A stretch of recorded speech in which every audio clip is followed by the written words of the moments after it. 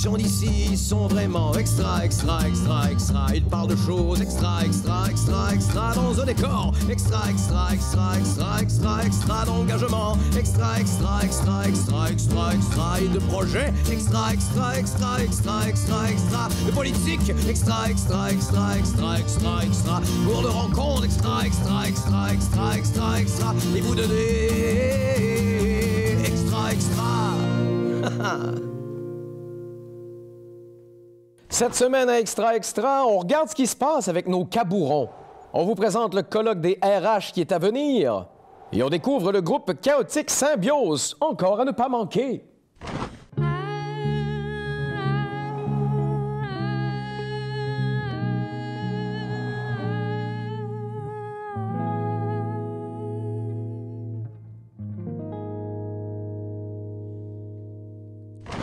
Je suis avec Catherine Langlois pour parler du dossier des cabourons. Bonjour, Catherine. Bonjour. Donc, rapidement, là, pour situer les gens, nos cabourons qu'on a un peu partout, donc on parle là, des petites montagnes qui popent dans les champs. On va dire ça comme ça, oui. Donc, eux, ils ne sont pas nécessairement protégés, c'est ce qu'on comprend. Exact. Actuellement, ils ne le sont pas. La MRC de Kamouraska, par le passé, a tenté de les protéger. Dans le fond, on a un règlement de contrôle intérimaire, un RCI. On a beaucoup d'acronymes dans mon domaine, qui vient, en fait, on pensait qu'il venait les protéger. Mais après analyse et discussion, beaucoup avec les élus, notamment au niveau de la commission d'aménagement, c'est un comité, en fait, composé d'élus à la MRC qui se penche sur des questions d'aménagement. Bien, on s'est rendu compte que ce règlement-là, ce RCI-là, portait pas, en fait, fruit. C'est-à-dire que, je vais vous faire un petit cours accéléré de comment ça fonctionne, adopter un règlement dans une MRC, mais on est régi, en fait, par les lois au-dessus de nous, je vais le dire comme ça c'est clair, ce qui fait qu'on peut pas être contraire aux objets de ces lois-là et règlements. Et si on fait un règlement, bien, il doit être en fait en accord et recevoir la conformité du gouvernement. Donc, c'est un peu complexe, mais retenez surtout que le règlement qu'on a adopté ne pouvait pas être contraire à ce qui se fait déjà, par exemple sur les carrières et les sablières. C'est l'angle qui avait été adopté en 2010. Okay. Parce que je vous ramène un petit peu derrière, là, mais il y avait eu, si vous passez sur l'autoroute 20 dans le bout de Saint-Philippe, là, il y a une carrière, en fait, sous Droisaki qui est sur un buton qui pop sur la plaine, comme vous l'avez nommé, là, qui est en train de se faire exploiter, en fait. Puis dans cette foulée-là, au début des années 2000, presque 2010, bien, il y avait eu une mobilisation pour dire, bien là, on perd, en fait, on modifie le paysage. Donc, à ce moment-là, les élus avaient dit, bien, on va venir réglementer, en fait, les carrières, ce qui n'était pas une mauvaise chose en soi. C'était un angle qui avait été pris à ce moment-là. Mais comme on doit se calquer sur ce qui se fait au provincial, le règlement sur les carrières, bien, on est venu seulement gérer la vente. Donc, ce qui se passe, en fait, c'est que on a perdu des cabourons depuis ce temps. Bien, écoutez, des parcelles de petits butons, je vais le dire comme ça. Oui. Parce que, dans le fond, on disait, bien, si vous ne le vendez pas, c'est correct. Mais vous convenez avec moi qu'un règlement, il faut l'appliquer, puis il faut aussi voir comment on assure sa surveillance. Oui. Donc, qui surveille que le buton de terre exploité ne se fait pas vendre? Puis, à un moment donné, bien, effectivement, il y a des gens, puis c'est pas de la mauvaise volonté. En fait, c'est une faille dans la réglementation. Il faut juste le voir comme ça. Là. Je jette pas de pierre pour pas faire de jeu de mots à personne, mais c'est sûr qu'à un moment donné, un matin, bien, l'agrégat, le petit amoncellement de pierres enlevé sur un cabouron, bien, était parti. Et là, comment on prouve qu'il a été vendu ou qu'il a été donné sans être vendu? Donc ça, c'est une des avenues. Mais effectivement, en 2024, pour répondre à votre question, ils ne sont pas protégés et le règlement qu'on a adopté, nous, il y a à peu près 15 ans maintenant, il y a beaucoup de failles là, qui peuvent être contournées, ce qui a amené les élus à se questionner sur comment on pouvait mieux les protéger, en fait. Et là, s'ouvre une boîte de Pandore, là, parce qu'il y a différentes avenues. Là. Oui, mais en fait, eux, ils sont là, ils appartiennent à qui? Au territoire actuellement? Parce que s'il y a des gens qui les vendent ou qui les donnent, c'est parce qu'ils sont sur des terrains privés? Exactement. C'est une excellente question que vous posez. Puis une des complexités des cabourons, moi, je suis urbaniste depuis une dizaine d'années, je vous dirais que c'est l'enjeu d'aménagement du territoire le plus complexe auquel j'ai été confrontée parce qu'ils sont tous dans le domaine privé. Donc, ils sont dans la plaine, vous l'avez dit, la plaine agricole du Kamouraska. Donc, ils sont tous sur des terrains privés. Okay. Donc, ça devient difficile quand on pense à protéger, par exemple, un territoire public. On fait un parc national, puis je vais dire check-in, et puis, tu sais, c'est tout, là, check sur la liste. Mais là, on est en territoire privé. Fait que ça devient difficile parce qu'il y a des producteurs agricoles qui ont des cabourons sur leur leur territoire. Il y en a que c'est leurs propriétés résidentielles, que dans leur cour arrière, ils ont le début de quelque chose. Donc, ça devient excessivement difficile. Je dis toujours, c'est toujours ma phrase préférée. En fait, moi, j'ai hâte de les protéger, mais j'ai pas trouvé à date, moi et mon équipe, le meilleur véhicule pour le faire réglementaire ou un statut désigné, par exemple, selon une loi, parce qu'il y a différentes options qu'on pourrait regarder, là, mais ça devient excessivement complexe. D'ailleurs, je vous parlais du cas de la carrière de Saint-Philippe, mais dans un autre dossier aussi, dans ces années-là, on pensait aussi que, parce que c'était majoritairement en zone agricole, c'était protégé par la loi sur la protection du territoire agricole. Ben oui, c'était zoné agricole, non? Eh bien non, parce qu'il y a un producteur de Sainte-Anne de la Pocatière qui, lui, a séparé en deux un cabouron parce que ça nuisait, en fait, à ses activités. Puis vous savez que les producteurs, leur activité, c'est tout à fait correct, on préséance, ils sont protégés par une loi, puis c'est parfait comme ça. Donc, on pensait aussi à la MRC en disant, ben tu sais, la Commission de protection du territoire agricole va venir dire, bien, vous ne pouvez pas toucher au cabouron parce que c'est en zone agricole. Eh bien, non. Je fais beaucoup de démarches. J'avais rencontré les gens de la Commission de protection du territoire agricole, ceux qui donnent des autorisations pour justement extraire roches et graviers, là. Puis ils disaient, non, effectivement, le producteur a comme un privilège qui lui revient. Fait que, tu sais, c'est correct aussi, mais là, on se dit, OK, là, ça, on est en territoire privé, les producteurs ont des privilèges. Donc, tu sais, tout ça devient sensiblement complexe, là, de venir essayer de nous protéger. Les cabourons qui sont, vous l'avez dit, oui, des petits butons, mais c'est une composante identitaire du Kamouraska. Donc, qu'est-ce que je mets dans quel règlement pour venir protéger des montagnes en territoire privé? Donc, ça devient... C'est très complexe. Au début, je cherchais le seul et unique véhicule. Oui. Maintenant, je me dis peut-être que ça va être plusieurs petites choses ou grandes, cumulées, qui vont faire qu'on va venir les protéger. C'est un sujet fascinant, je pense que ça paraît, là. Il y a des doctorats qui ont été faits sur ça, puis on parle vraiment de la formation géologique du Kamouraska, qui est du quartz, OK?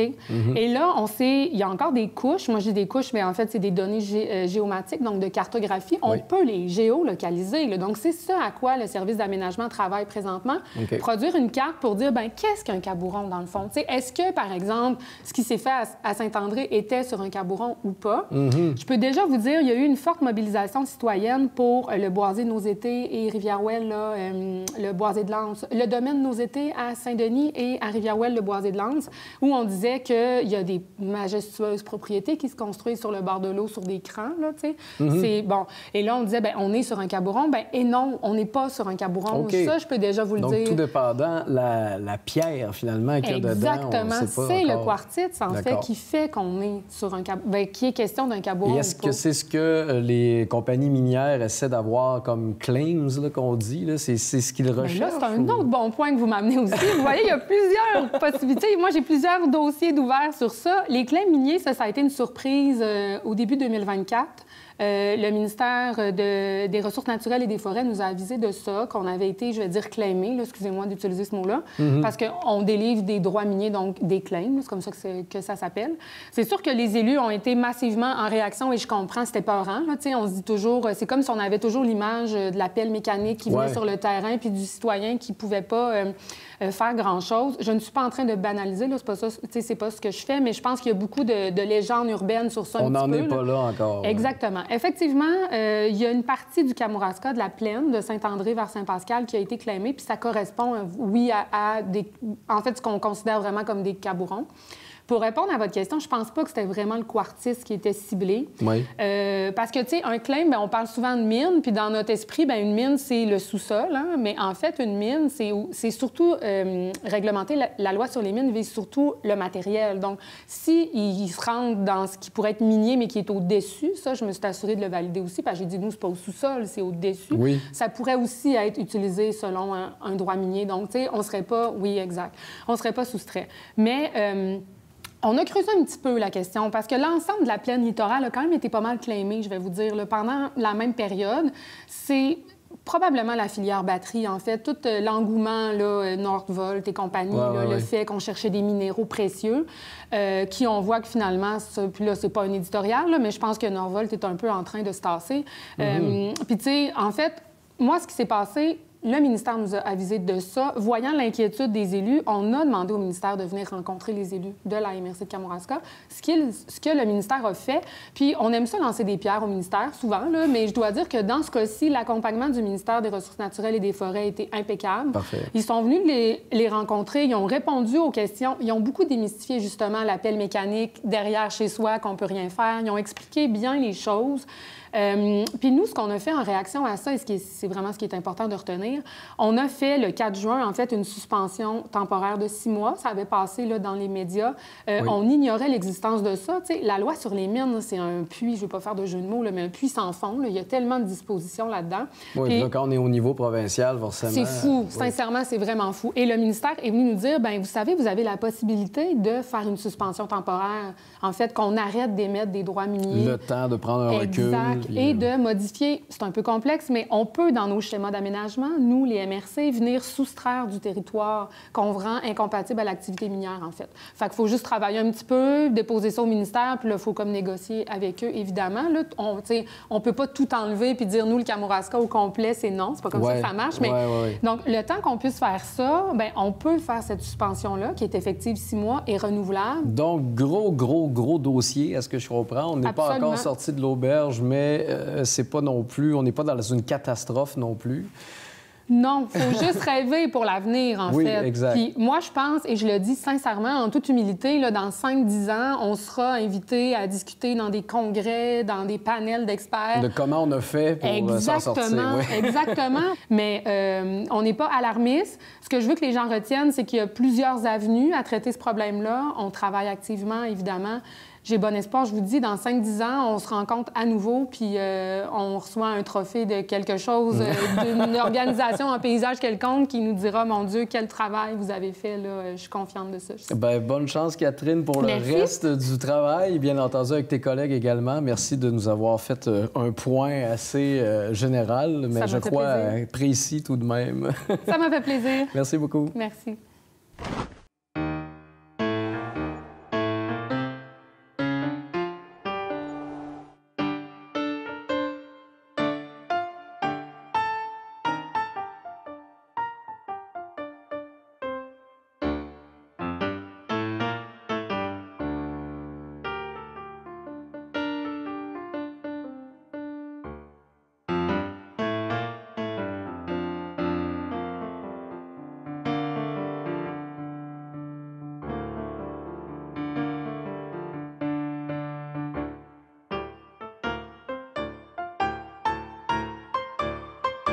Je suis avec Isabelle Chouinard et Claudel Morin. Bonjour, mesdames. Bonjour. Aujourd'hui, on parle du colloque des RH qui arrive le 14 novembre prochain. Donc, qu'est-ce que ça mange en hiver, là, pour ceux qui n'ont jamais entendu parler de la chose? Qu'est-ce qui va se passer dans ce colloque-là? Oui, bien, d'abord, peut-être dire que c'est une initiative du comité emploi du Kamouraska. Oui. Donc, nous sommes les représentantes aujourd'hui parce qu'il y a quand même plusieurs partenaires d'impliqués. Oui. Et cette année, dans le fond, c'est l'activité, l'initiative qu'on a décidé de mettre en place et qui vise les employeurs du Kamouraska. Donc, les inviter à passer un après-midi pour assister à diverses conférences et ateliers pour les aider dans leur gestion des ressources humaines. Donc, c'est une nouvelle mouture, là. C'est la première fois qu'on fait ça. Sous cette formule-là, c'est une première. Il y a eu une édition qu'il y avait eu avant la COVID, donc il y a plusieurs années. On est parti du fait que ça avait été un succès et on l'a réinventé, repensé, on a travaillé les sujets, on a retravaillé vraiment vers qui ça s'adressait aussi. Ça s'appelle un colloque RH. Ce n'est pas destiné que pour les gestionnaires de ressources humaines. Ça s'adresse aux gestionnaires d'entreprises. Fait qu'on parle de... Ça peut être une petite entreprise, donc un solo entrepreneur. C'est sûr que les sujets, c'est au niveau de la gestion des ressources humaines. Donc, pour quelqu'un qui prévoit avoir des ressources humaines, ça peut être très pertinent. Pour quelqu'un qui a déjà des ressources humaines, que ça soit juste 2. C'est difficile, en général, gérer des humains. Oui. Que ça soit 1 ou que ça soit 2 ou qu'il y en ait 150. Ouais. Donc, ça s'adresse autant... On veut vraiment passer le message que pour les PME, les moyennes entreprises, les grandes entreprises, c'est super pertinent. Donc, gestionnaires, superviseurs, directeurs et aussi, bien sûr, bien, les conseillères, conseillers en ressources humaines, les directeurs de ressources humaines, les gens qui font du recrutement, etc. Donc, c'est vraiment on s'est vraiment aligné sur les problématiques spécifiques de ces gens-là pour organiser notre journée de formation, conférences et ateliers. Donc, et la problématique première, mettons, ça serait quoi pour les RH ces temps-ci? On a vraiment axé les sujets spécifiques de la journée sont sur la gestion. Donc, on sort un petit peu des grands sujets qu'on a entendus beaucoup pendant la pandémie, qui étaient recruter, fidéliser, trouver du monde, attirer du monde, accueil, intégration. On sort un peu de cette mécanique-là des RH pour retourner vers vraiment la gestion globale des ressources humaines. Donc, les rôles... C'est quoi le rôle du gestionnaire envers ses employés? Comment être un gestionnaire qui est courageux, qui gère les conflits? Parce qu'en fait, on a décidé de sortir de la dimension du recrutement pur parce que le gestionnaire, mieux il va prendre le temps de gérer son équipe, de gérer les conflits, de faire en sorte que ses employés sont bien au travail. Forcément, ils recrutent moins souvent. Ils vont rester. Donc, il y a moins de recrutement à faire. Et ils vont être heureux au travail, ils vont s'épanouir. C'est ce que les employés recherchent, là, d'avoir un milieu de travail sain, où est-ce que les relations sont...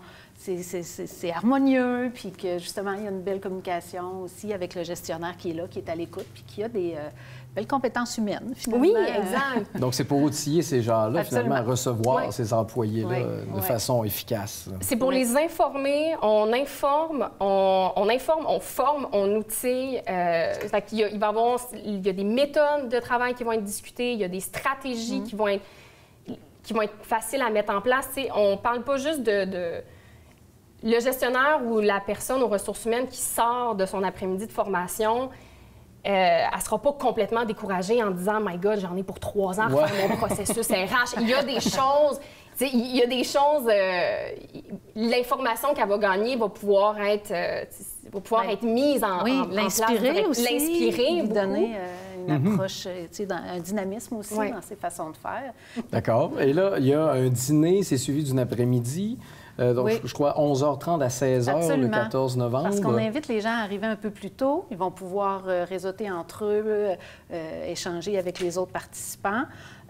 C'est un dîner qui va être quand même assez rapide parce que dès 12h30, on commence avec la conférence d'ouverture. Fait que cette période-là, cette première heure-là, elle est vraiment dédiée au réseautage, aller à la rencontre aussi des organismes qui seront là parce qu'on a prévu quelques kiosques d'information aussi pour en savoir plus sur les ressources, les services qui sont offerts ici au Kamouraska, justement pour les entreprises et les employeurs. Donc, ça va être un moment où ça va être possible de faire le tour. Alors, je peux y aller peut-être avec la programmation rapidement parce que tout est disponible sur le site web de la SADC du Kamouraska. Quand on regarde pour le colloque RH, toute l'information est là. Donc, si vous vous reconnaissez depuis tantôt, l'information est là. C'est ça. Donc, on a Martin de la Roseville qui est conférencier pour l'entreprise Team Factory. Donc, peut-être que des gens connaissent aussi l'entreprise Apiculture. Donc, c'est quand même une organisation reconnue qui sera là pour une conférence qui s'intitule « Comment fabriquer des équipes fières, performantes et rentables ». Ensuite, le groupe va se diviser en deux. On a 2 ateliers au choix que les gens pourront choisir. On a Isabelle Touati, qui est conférencière chez Réseau Amis RH. Elle nous propose un atelier sur les réalités du monde du travail, puis une approche vraiment plus d'échange, d'interaction avec les participants et tout ça. Donc, plus un atelier de discussion. Et dans l'autre salle, nous aurons Céline Conti, qui est conférencière pour l'entreprise Go RH. Et elle, sa présentation s'intitule « Être un gestionnaire stratégique, courageux et axé sur les solutions ». Quand même, c'est accrocheur. Ça donne envie d'en savoir. Ils sont très bien choisis. Voilà. Et à 15h, on se regroupe tout le monde ensemble, on revient en grand groupe. Et la conférencière est Marie-Michel Bélanger, qui travaille pour l'entreprise La Firme, qui est située à Rimouski. Et elle, sa présentation s'intitule « Équipe de rêve, une affaire d'équipe ». Donc, ça ne repose pas uniquement sur le gestionnaire. Tout le monde est impliqué dans tout ça. Et les kiosques d'information seront aussi là, toujours en place en fin de journée pour poursuivre le réseautage et les échanges. Il faut s'inscrire, je crois. Il faut s'inscrire. Mais d'abord, il faut dire que ça se tient le 14 novembre prochain au Centre Bombardier de la Pocatière, donc de 11h30 à 16h30. Le coût d'inscription est de 100 $. Les taxes sont incluses et le dîner est inclus. Donc, pour des conférences de cette qualité, de cette envergure, c'est vraiment très accessible. On vous le dit, là. Les partenaires s'investissent beaucoup financièrement là, pour permettre la tenue des conférences. Donc, la date limite pour le faire est le 31 octobre pour s'inscrire. Toutes les infos sont sur le site de la SADC du Kamouraska. Il y aura des attestations de formation qui sont remises pour surtout les professionnels. Pour les gens qui font partie d'un ordre professionnel, moi, je pense à comme moi, je fais partie de l'ordre des conseillers en ressources humaines agréés. Donc, les heures de formation vont être attestées, comptabilisées et pourront être, dans le fond, ça pourrait être... Ils vont pouvoir être comptés pour les ordres professionnels qui ont des heures de formation obligatoires par année. Ah, d'accord. Voilà. Donc, ça pourrait être reconnu. Et ça, en terminant, ça a le lieu, c'est possible grâce à qui, finalement? Oui, comme je disais, c'est les partenaires du Comité emploi du Kamouraska. Je vais les nommer rapidement. Oui. Donc, on est coordonnés, supportés, là, dans le fond, par le Bureau de services Québec de la Pocatière au ministère de l'Emploi et de la Solidarité sociale, la SADC du Kamouraska, la MRC du Kamouraska, la Chambre de commerce Kamouraska-Lillet, Cosmos Kamouraska, Développement économique La Pocatière, Extra formation continue du Cégep de La Pocatière, Projection 1635, le service aux entreprises Kamouraska-Rivière-du-Loup du Centre de formation professionnelle Le Pavillon de l'avenir. Et je termine avec la Ville de Saint-Pascal qui est aussi partenaire, donc un regroupement. On reconnaît nos impliqués quand même. En espérant que ça porte fruit, qu'il y ait plein de gens qui viennent se rencontrer. Le rendez-vous est donné. Je vous remercie beaucoup de venir nous en avoir parlé. Ça fait plaisir. Merci. Bonne fin de journée. À bientôt.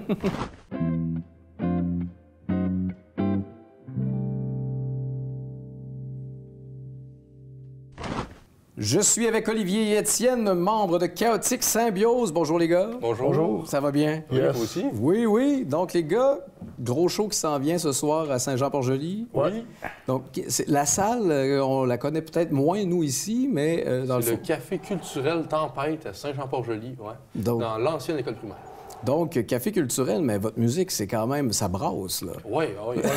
En plus, c'est la deuxième fois qu'on va aller jouer là, puis je la première fois qu'on a joué là, c'est la première fois qu'il y avait un show métal, puis c'est vrai que ça je pense ils s'entendaient pas avoir un peu, un spectacle dans 20 minutes, ça brassait pas mal, là, fait que... Ouais, c'est ça, on est ailleurs que le petit folk pop qu'on a souvent. Ouais, c'est ça. Vous autres, les gars, vous avez gagné Cégep en spectacle, entre autres, à Rivière-du-Loup. Oui, c'est en 2022. Oui, en 2022, on a remporté la finale locale au Cégep de Rivière-du-Loup. Puis le coup de cœur du public. Oui, et le coup de cœur du public, en fond, on a tout raflé ce soir-là. Ouais, ça Puis ensuite, on s'est rendu, pour la première fois, la finale régionale était aux îles de la Madeleine. Oh! Ouais, fait que c'était un beau voyage. Vous êtes combien dans le groupe? On est 5. On est 5, mais notre chanteur, il était pas... notre chanteur, il était pas à Rivière-du-Loup, fait qu'il a pas pu être là. OK. Puis comment ça a commencé, ce groupe-là? C'est un trip de cégep? Un trip de...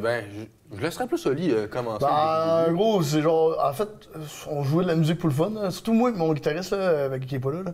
Puis là, lui, on jouait avec lui au début un peu de guitare, là, mais lui, il était moins guitare un peu. Puis à un moment donné, je sais pas, on a comme fait jouer du drum. Lui, il s'est acheté un drum, puis là, il capotait, puis là, ça a full... Tu sais, son level, ça a monté vite, là. Puis là, mais tu sais, à la base, on jouait vraiment, tu sais, c'était une bande de garage. On jouait à son garage pour le fun. Puis tu sais, on n'avait pas tant de but.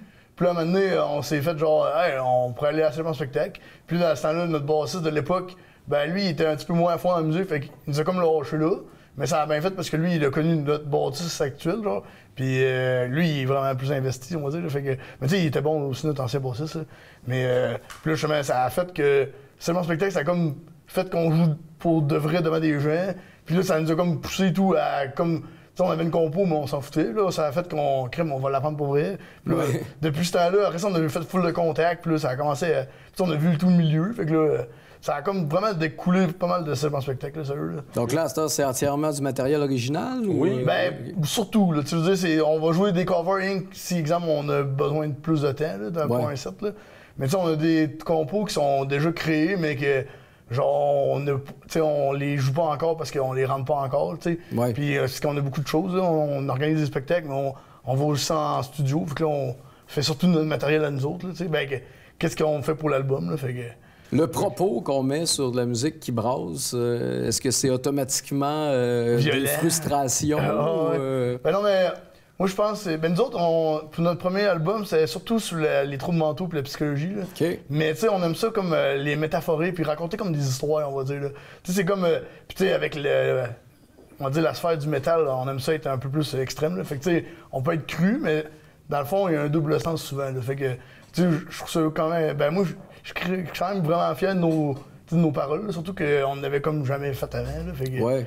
au moins, tu sais, genre, il y a une sorte de poésie, genre, un peu, là. Non, oui, il y a 2 niveaux de lecture. Ouais, c'est finalement. ça, genre, tu sais, tu peux lire l'affaire comme brute, puis après ça, t'es comme, il y a un sens, tu sais. Fait que, en tout cas, c'est quand même intéressant, là. Puis sinon, un album en chantier? Ou, Oui, ben, en fait, on est allé en studio ici, justement, à Saint-Pascal. Ouais.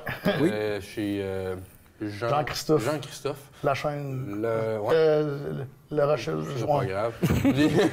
Fait que ça devrait sortir sous peu. C'était au mois de mars dernier. OK. Puis là, on est dans les dernières étapes, là, le mastering, puis le reste du mix. Là, tout est fait avant ça. Pas encore mastering, là, mais ouais, on finit. Les tracks sont déjà faits, là. Fait que là, c'est vraiment rien pour mettre ça.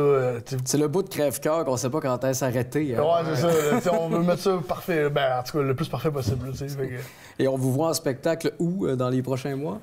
Après, aujourd'hui, qui se déroulera à Saint-Jean-Port-Joli, à Montmagny, qu'on a, moi et Oli, lancé un petit spectacle là, qui se déroule à chaque année pour l'instant. Un petit mini-festival, on va dire. Pour une deuxième édition, qui s'appelle le Summoning the Old School, avec qui on va jouer avec Polygraph, Rite of Decay, nos grands amis depuis l'an dernier. Puis un band plus local, là, des jeunes du secondaire qui s'appelle Eternal Bastard. Okay. Ensuite de ça, le lendemain, on va rejouer, parce qu'on fait comme une mini-tournée cet automne, disons ça comme ça. On va aller à Lévis, à la Barricade. Ensuite de ça, c'est à Québec, le Scanner, le 1er novembre. Puis ensuite, ça tombe le 29 à la Brasserie Broubier à Montréal, le 29 novembre, et le 30 novembre au Monte Cristo, à Sainte-Thérèse. Une bonne petite run. Ouais. Surtout pour... on est pas mal tous aux études, là. Il y a notre bassiste qui il travaille, là, mais je veux dire... en vrai, c'est un bon défi, je pense, qu'on s'est donné, là, tu sais. Donc, si on veut vous suivre, site Internet, un Facebook... Oui, on a un Facebook, Chaotic Symbiose. En fait, c'est chaotique en anglais, symbiose, mais pas de E à la fin. D'accord. Ouais. Chaotic Symbiose, on va dire ça de même. Là, on fera apparaître ça quelque part. Ouais, puis on a eu tout un Instagram. Sinon, ben, tu sais, bientôt, on va être sur Bandcamp, sur Apple, puis tout ça. Là. Donc, émergent. Mais, mais c'est surtout sur Facebook, puis Insta qu'on est plus actif là, pour l'instant, vu que ça, on n'a pas encore le matériel des albums. Là. Ben, merci les gars, en vous souhaitant une longue vie à vous puis les autres membres de votre band, bien entendu. Merci mon cher monsieur. Merci beaucoup. Là. Yep. Et pour nous, c'est tout cette semaine. On se revoit la semaine prochaine. Bye bye!